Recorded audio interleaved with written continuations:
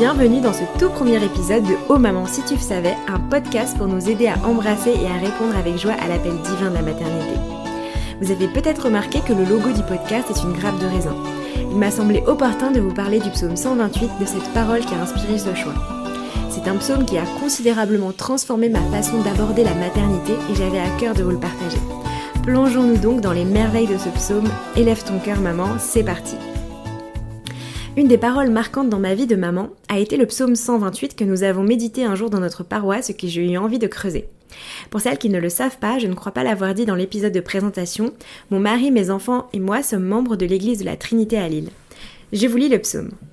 Heureux tout homme qui craint l'Éternel, qui marche dans ses voies. Tu jouis alors du travail de tes mains. Tu es heureux, tu prospères. Ta femme est comme une vigne féconde dans l'intérieur de ta maison. Tes fils sont comme des plants d'olivier autour de ta table. C'est ainsi qu'est béni l'homme qui craint l'Éternel. L'Éternel te bénira de Sion, et tu verras le bonheur de Jérusalem tous les jours de ta vie. Tu verras les fils de tes fils, que la paix soit sur Israël.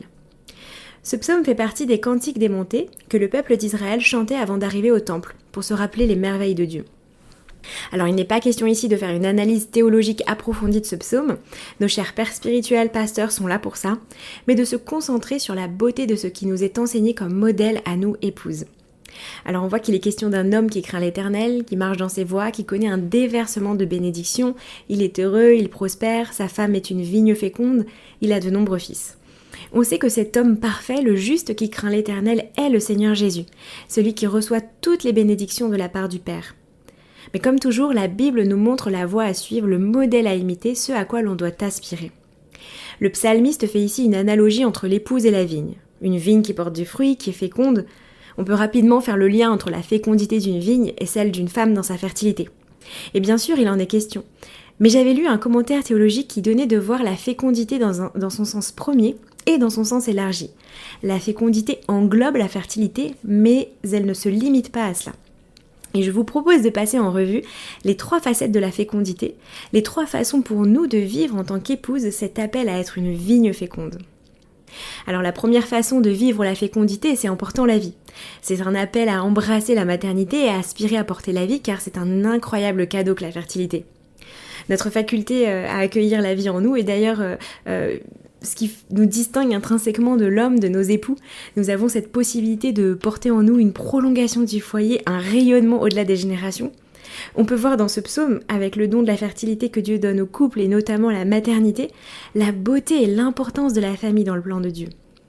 Aujourd'hui, on nous fait croire que la maternité est quelque chose de lourd, un poids que la société fait porter à la femme, dont il faut se débarrasser, alors que c'est un cadeau incroyable et une exclusivité qui nous rend si complémentaires de nos époux. Un homme ne pourra jamais sentir battre un enfant dans son sein, sentir des petits pieds qui tapent, une vie qui émerge en lui. Jamais il n'aura ce cordon, cette proximité si grande avec l'avenir. Quand je chatouille le nombril de mes enfants, j'aime leur dire que c'est par là que nous étions reliés bien avant que je ne voie leur petite tête. Dieu a donné à la femme d'être le berceau de l'humanité, cette terre fertile qui fait germer la vie et c'est hallucinant de beauté. Alors aujourd'hui, on repousse parfois cela indéfiniment comme si on avait le contrôle dessus, mais non, c'est un cadeau limité aussi dans le temps, n'en déplaise au discours qu'on peut entendre. Et j'avais entendu une fois cette question posée dans un podcast où un couple témoignait du fait qu'ils repoussaient les naissances pour être tranquilles à deux, parce qu'ils avaient leur plan, acheter une maison, etc. Et un jour, le père spirituel, son épouse, a demandé justement à l'épouse de ce couple « Mais qui te dit que quand tu voudras, tu pourras ?» Cette question a eu l'effet d'un électrochoc pour l'épouse, qui a ensuite eu des discussions avec son époux. On perçoit par ces raisonnements l'orgueil humain qui nous fait croire que nous sommes au contrôle de tout. Mais c'est faux, la vie est un cadeau et pouvoir la porter aussi, c'est quelque chose que l'on reçoit. Il n'y a pas d'accident. Dieu est le seul à finaliser l'acte créateur d'une vie en nous et le seul à pouvoir maintenir cette vie à l'existence. Et je vous disais que ce psaume m'avait marqué personnellement, car après 2 premiers enfants volontairement rapprochés et qui étaient arrivés très facilement, lorsque nous avons voulu avoir notre petit 3e, il n'est pas arrivé sur commande pile au moment où je l'espérais. J'ai été frappée de voir que malgré une connaissance fine de mon corps, de mes périodes fertiles, ce n'était pas moi qui avais le dernier mot. Cela a été un choc pour moi de constater que je n'étais pas au contrôle de tout et que là encore c'était un précieux cadeau entre les mains de Dieu. La fertilité est un don que Dieu offre généreusement au couple et celle-ci est limitée dans le temps du côté de la femme. Il y a en nous comme un appel inné à porter la vie. Tout notre corps, chaque mois, nous rappelle qu'il porte en lui la possibilité de nourrir la vie. Et c'est pour cela que lorsqu'un couple ne parvient pas à avoir un enfant attendu, mois après mois, cette attente peut attrister le cœur du couple et spécialement celui de l'épouse. Et chère sœur, en attente d'un bébé du tout premier ou d'un bébé qui vient agrandir encore la famille et qui tarde à venir, c'est naturel d'avoir le cœur lourd. Mais nous avons un Dieu bon, souverain, qui donne généreusement et qui peut répondre à cette prière. Alors bien sûr, Dieu ne promet pas que tous les couples du monde auront des enfants, ni le nombre qu'ils souhaitent. Mais le psaume 128 nous donne de voir que c'est quelque chose qui fait partie de ses plans pour l'homme et la femme. Notre monde est frappé par la chute, notre fertilité peut l'être aussi. Mais on voit qu'on peut toujours demander au Seigneur d'accomplir les choses telles qu'il les a pensées initialement, tout en ayant conscience qu'il agira ultimement selon sa précieuse volonté qui est toujours la meilleure. On peut en appeler à sa générosité, à la perfection de ses plans pensés pour l'homme et la femme, sachant que nul ne connaît l'avenir. Mon mari médecin d'ailleurs me rappelait qu'on ne parle plus aujourd'hui de couple stérile mais infertile. Pourquoi ? Parce qu'on considère que jusqu'à la ménopause, une infertilité naturelle, on ne parle pas ici d'une infertilité liée à une chirurgie d'un des membres du couple, même longue peut devenir féconde. Inversement, un couple fertile peut connaître soudainement des difficultés à concevoir durant un temps. On voit dans l'écriture des exemples de nos sœurs dans la foi comme Anne, mère de Samuel, Rachel qui invoque l'Éternel, le Seigneur, qui en appelle à sa puissance, à sa générosité. Lui, le Seigneur Dieu Tout-Puissant, créateur exclusif du genre humain, le seul à pouvoir donner et maintenir une vie à l'existence. Et il y a un véritable exemple à travers ces femmes, à travers ce psaume, un appel à ne pas mépriser notre fertilité, à la valoriser comme un cadeau. Alors évidemment, chaque foyer, chaque situation de couple est différente, qu'elle soit d'ordre économique, relative à la santé physique ou autre. Il ne s'agit pas de dire que nous sommes appelés à avoir 10-15 enfants par femme, ni d'avoir un certain nombre d'enfants pour cocher la case. Chaque femme est différente et se remet différemment d'une grossesse, l'équilibre familial est retrouvé distinctement en fonction de chaque famille. Il s'agit plutôt d'une question de regard et de disposition, d'avoir le regard de Dieu à l'égard de notre fertilité. C'est une bénédiction, c'est un cadeau de Dieu. Portons un regard d'émerveillement, de gratitude, un regard ouvert vis-à-vis de la vie, vis-à-vis de ce cadeau, à le considérer comme tel et ne pas oublier qu'il est passager et qu'un enfant n'arrive pas sur commande et qu'il n'est jamais non plus une mauvaise surprise. Et il est vraiment important de discuter et de considérer nos époux et ne pas agir comme si nous étions seuls, décisionnaires dans le fait d'accueillir ou non la vie au sein du foyer. De mon côté, j'avais fait justement, je vous partageais, j'avais fait mon plan de mon côté concernant l'arrivée de notre troisième. Je faisais la sourde oreille un peu aux interrogations de mon époux qui me demandait quelles étaient les motivations, pourquoi est-ce qu'on différait l'arrivée d'un troisième bébé. C'était tout simplement pas encore dans mon planning, pas dans mon timing. J'avais mis de côté mon mari et notre Dieu. Et quand l'attente a été plus longue que prévu, je me suis vue ébranlée dans mes certitudes. J'ai demandé pardon à mon époux, à notre Seigneur, d'avoir agi sans les avoir considérés. Comme je le disais, cela ne signifie pas qu'il n'y a pas de bonne raison de vouloir différer l'agrandissement du foyer. Mais je ne peux que nous encourager à échanger avec nos époux, à surtout demander à Dieu de nous éclairer sur ce qu'il souhaite pour notre foyer de ce point de vue-là. Ne l'écartons pas de l'équation comme si c'était un domaine où nous sommes aux commandes, mais comme un des nombreux domaines que nous avons où nous le consultons sur ses plans pour nous. Alors la fécondité ne se résume-t-elle qu'à ma capacité à porter la vie ? Et si mon nid s'est vidé ? Et si mon nid ne se remplit pas ? Et si c'est bon, j'ai des enfants, mission accomplie ? C'est là que toute la précision prend son sens. Nous sommes appelés à être des vignes fécondes et cela englobe la fertilité mais ne se limite pas à elle. Un arbre fécond est un arbre généreux, rempli de fruits. Nous avons un appel non pas uniquement à porter la vie, mais à transmettre la vie, à avoir un cœur généreux qui se donne à l'image de notre Seigneur Jésus. Et transmettre la vie autour de nous, c'est la deuxième facette de la fécondité que nous sommes appelés à vivre. Peut-être que vous vivez actuellement une période d'infertilité. Il est important de continuer à prier, à s'en remettre au Seigneur puissant. Mais il n'y a jamais d'attente statique dans le royaume de notre Dieu. Même en espoir d'un enfant, vous pouvez faire de votre foyer un foyer fécond qui transmet la vie, qui déborde du fruit de l'esprit, en ouvrant votre cœur, votre maison, en exerçant l'hospitalité, en offrant votre temps à ceux qui en ont besoin, en apportant l'encouragement, l'espérance dans l'attente. Vous pouvez laisser un témoignage de paix et de confiance dans les plans de Dieu. Avec mon mari, nous connaissons un couple qui nous a beaucoup touchés la première fois que nous sommes allés chez eux. Alors qu'ils n'ont pas d'enfants et vivent l'infertilité depuis de nombreuses années, ils ont dans leur salon une grande caisse avec des jouets pour enfants à disposition des enfants de leurs invités qu'ils reçoivent à la maison. Et quand nous sommes allés chez eux la première fois, j'avais mon aîné en bas âge qui avait envie de toucher à tout. C'était un énorme stress pour les parents de voir l'enfant casser un bien précieux.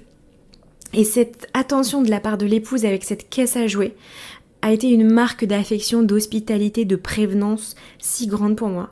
J'ai vu une épouse rayonner de vie malgré son épreuve. Alors cela ne signifie pas que pour ce couple l'infertilité ne soit pas douloureuse à vivre, mais cette caisse de jouets disponible pour les enfants de leurs amis témoignait de combien cette épouse était féconde à l'intérieur de sa maison, comme dit le psaume. Alors demandez à notre Seigneur de vous éclairer, de sécher vos larmes, de vous montrer comment transmettre la vie autour de vous. Demandez-lui de vous ouvrir les yeux aux bonnes œuvres qu'il a préparées d'avance pour vous, puisqu'il nous a créés pour sa gloire, que votre foyer rayonne pour lui. Et si vous avez des enfants dont vous prenez déjà soin, là encore, le psaume nous invite à être cette vigne riche pour eux. Une maman qui laisse une empreinte de vie dans leur cœur, un goût de la vie, qui cultive la gratitude, la reconnaissance pour les merveilles qui les entourent. Soyons un exemple d'émerveillement de la création, de la bonté, de la fidélité de Dieu. Un exemple d'espérance dans les difficultés, de douceur, de paix, d'humilité. Vraiment, c'est un appel à être féconde du fruit de l'esprit envers eux. Et bien sûr, reprenons-les aussi lorsqu'ils ne produisent pas de beaux fruits. Et au contraire, nous pouvons encourager leur croissance au bien quand ils agissent avec bonté, justice, amour. Nous avons vraiment cette possibilité, cet appel à arroser de vie nos foyers. Et c'est un véritable exemple qu'une maman qui, dans les défis de la maternité, les défis que vit le foyer, s'en remet à l'Éternel, chante les merveilles de son Dieu, élève des chants de reconnaissance. Alors non, le chemin n'est pas forcément facile, certains jours le découragement peut être profond. Et vraiment, avec 3 petits choux ultra énergiques et en bas âge à la maison, il y a des jours où vraiment j'ai l'impression d'être au bout du rouleau et de ne plus avoir de jus. Mais je me souviens dans ces moments que cette vigne a un maître et que c'est lui qui me fortifie, qui fait abonder sa grâce en moi. Courons, chère maman, vers le bon maître de la vigne dans les jours de sécheresse, celui qui peut nous arroser de vie, qui nous revigore, afin que nous-mêmes nous portions du fruit autour de nous et pour nos enfants.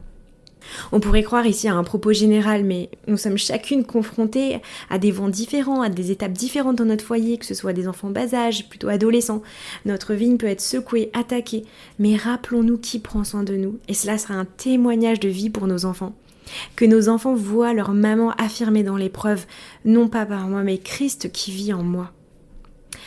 Peut-être que votre nid se vide ou s'est vidé, mais là encore, quelle vigne féconde vous pouvez être dans votre foyer en recevant des jeunes mamans, en transmettant votre expérience, en prenant soin d'autres personnes autour de vous qui ont tant besoin de vie, de compagnie, de l'évangile. Je suis infiniment reconnaissante envers ces mamans plus sages qui m'ont accordé du temps en visite, en message dans mes premiers pas de maman et que je continue à consulter dans mes nouvelles péripéties avec des petits qui grandissent. Et je repense avec beaucoup de tendresse à cette femme, cette sœur aînée en Christ, dont le nid s'était vidé depuis plusieurs années déjà et qui a pris soin de moi quand j'étais étudiante célibataire. Elle m'a accordé du temps, elle a pris à cœur de m'apprendre à cuisiner. Je me revois dans sa cuisine, et je revois nos discussions pendant lesquelles elle me montrait ses recettes. Et aujourd'hui encore, quand je mets des oignons dans mon riz pour l'assaisonner un peu, je pense à elle. Elle a été un modèle de vigne féconde à l'intérieur de sa maison, me chérissant comme sa fille alors que son nid était vide. Et à nos sœurs aînées aussi qui ont des petits-enfants, quel cadeau inestimable qu'une grand-mère enracinée dans l'évangile qui porte l'espérance dans ses paroles, dans son exemple, dans sa sagesse. En tout temps, à chaque étape de notre vie, l'appel du psaume 128 nous pousse à déborder de vie. Nous sommes appelés en tant qu'épouses à être une vigne qui rayonne, dont les grappes de vie brillent et donnent envie de connaître le maître de la vigne, le maître bon, parfait, Jésus, la bonne nouvelle qui nous rappelle « Je suis la vie ». Parce que nous sommes aussi appelés à être fécondes en tant qu'Église, et c'est la 3e facette de la fécondité. Le psaume 128 nous parle des bénédictions qui découlent sur celui qui craint l'Éternel, qui marche dans ses voies.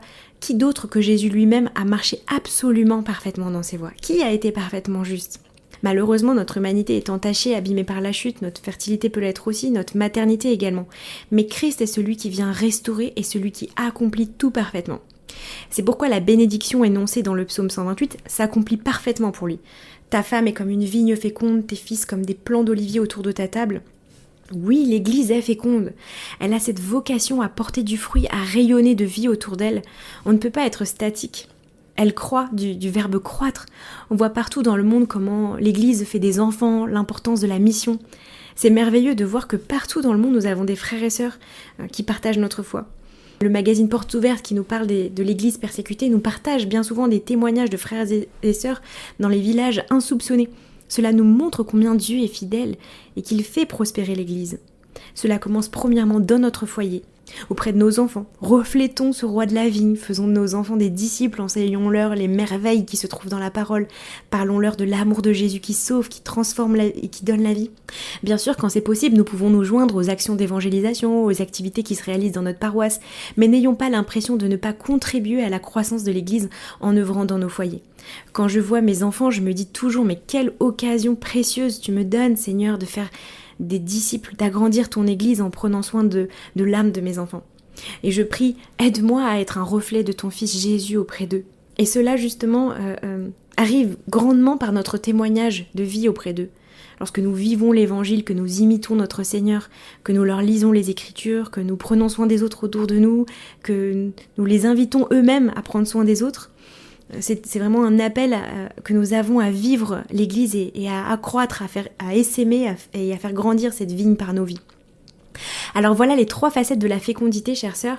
Le psaume nous invite à poursuivre cette fécondité dans son ensemble, sans lui retrancher, couper une des facettes, à chérir notre fertilité, à être féconde en transmettant la vie dans nos foyers, dans l'Église autour de nous. Et le Seigneur nous assure de ses promesses, il est à l'œuvre à travers nous. J'espère que vous en savez un peu plus à présent sur le choix du logo. Et bien sûr, cet épisode n'a pas vocation à être complet, exhaustif, mais à vous partager une analyse qui a eu un retentissement majeur dans ma façon de voir ma fécondité et ma vocation d'épouse et de maman. Je vous encourage à nourrir vos propres réflexions, à discuter avec vos époux également, avec des sœurs matures dans la foi et plus expérimentées. D'ailleurs, c'est bientôt la fête des mères. Je vous encourage aussi à célébrer bien sûr vos petites mamans pour celles qui les ont encore, mais pourquoi pas à écrire à ces femmes plus âgées qui vous inspirent ou vous ont inspiré, ces femmes qui sont des vignes qui débordent de vie, et à prier pour les mamans que vous connaissez et chérissez afin que le Seigneur leur donne d'être ces vignes fécondes dans leur foyer pour sa gloire. J'espère que cet épisode aura été enrichissant pour vous autant que l'a été sa préparation pour moi. Que la grâce et la paix de notre Seigneur Jésus vous accompagnent et je vous dis à bientôt pour le prochain épisode.